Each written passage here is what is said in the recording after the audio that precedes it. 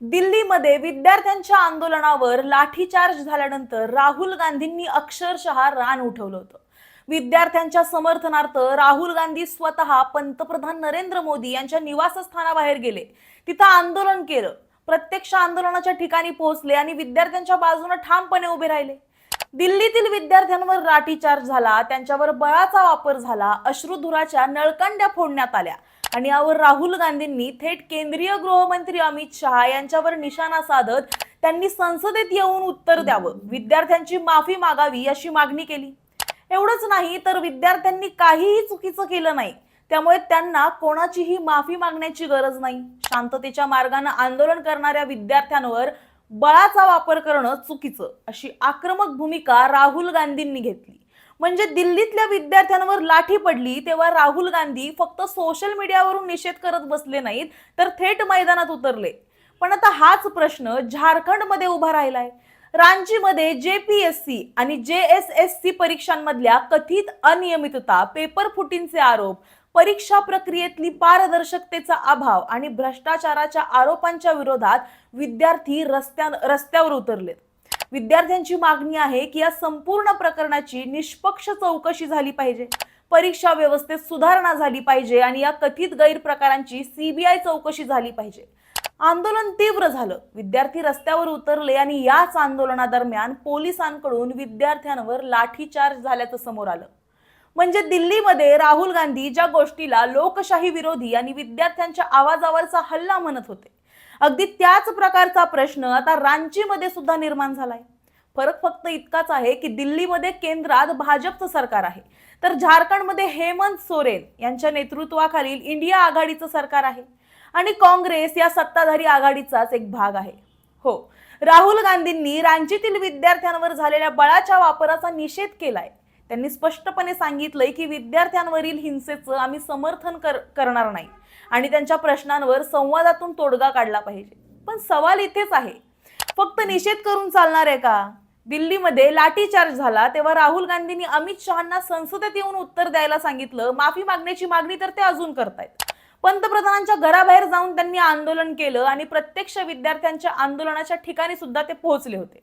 मग रांचीमध्ये सुद्धा विद्यार्थ्यांवर लाठीचार्ज झाला असताना राहुल गांधी प्रत्यक्ष मैदानात का दिसत नाहीयेत? एवढंच काय, ते प्रयागराजमध्ये त्यांनी मोर्चा काढला, मात्र ते झारखंडला गेले नाहीत। दिल्लीच्या विद्यार्थ्यांसाठी ते स्वतः रस्त्यावर उतरले, मग रांचीच्या विद्यार्थ्यांसाठी त्यांनी त्याच ताकदीनं रस्त्यावर उतरायला नको का?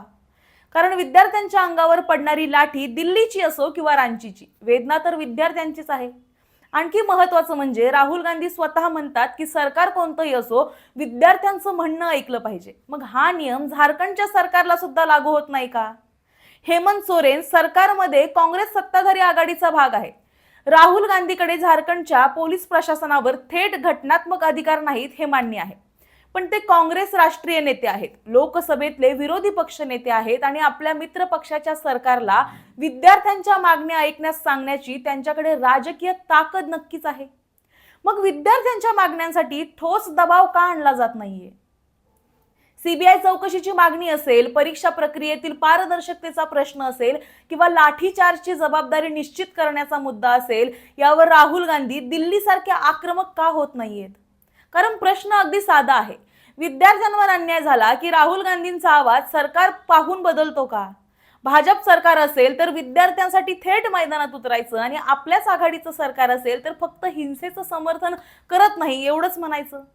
दिल्लीमध्ये लाठीचार्ज झाला त्यावरून अजून सुद्धा अमित शहांनी संसदेत येऊन माफी मागावी असं म्हणायचं आणि रांचीमध्ये लाठीचार्ज झाला तेव्हा संवादातून प्रश्न सोडवा एवढंच म्हणायचं। दोन्ही घटनांसाठी वेगवेगळे निकष का? विद्यार्थ्यांचा प्रश्न हा राजकारणापेक्षा मोठा आहे। त्यांच्या परीक्षा, त्यांचं भविष्य, त्यांच्या मेहनतीचं वर्ष आणि त्यांच्या नोकरीच्या संधीचा प्रश्न। त्यामुळे सरकार कोणाचं आहे यापेक्षा विद्यार्थ्यांसोबत काय घडलं हा मुद्दा महत्त्वाचा आहे। दिल्लीतील विद्यार्थ्यांसाठी जर लाठीचार्ज हा लोकशाहीवरचा हल्ला असेल तर रांचीतील विद्यार्थ्यांवर झालेला लाठीचार्ज सुद्धा त्याच निकषानं पाहिला पाहिजे।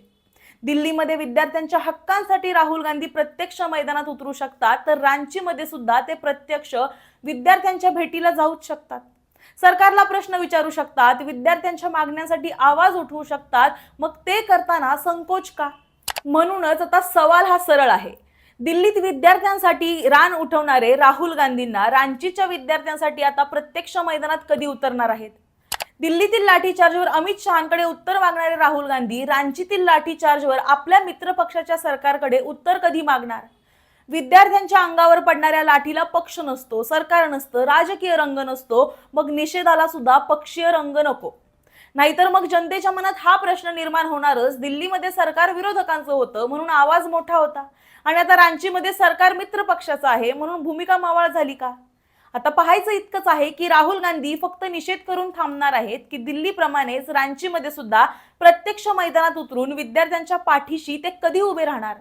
कारण विद्यार्थ्यांवर लाठी कुठेही पडो, राहुल गांधींची भूमिका एकच असली पाहिजे, सरकार कोणाचंही असो, विद्यार्थ्यांवर अन्याय झाला नाही पाहिजे. आणि जर तो अन्याय झाला तर त्यांनी आवाज उठवलाच पाहिजे. तुमचं यावर काय म्हणणं आहे हे आम्हाला कमेंटमध्ये नक्की सांगा आणि अशाच व्हिडिओसाठी पाहत रहा पॉलिटिकल महाराष्ट्र.